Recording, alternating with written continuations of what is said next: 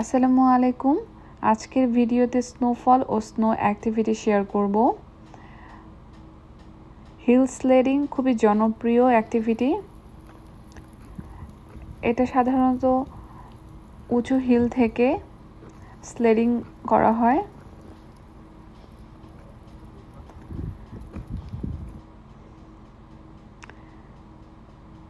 এই তো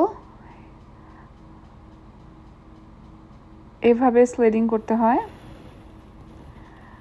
আমার 2 বছর বয়সী মেয়েকে একটা টিউবে বসিয়ে দিয়েছি।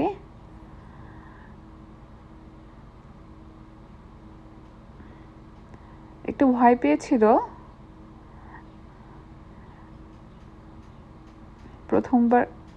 প্রথমবার স্লেডিং করার পর ভয় কেটে গেছে। বাচ্চারা খুব এনজয় করে এই স্লেডিং।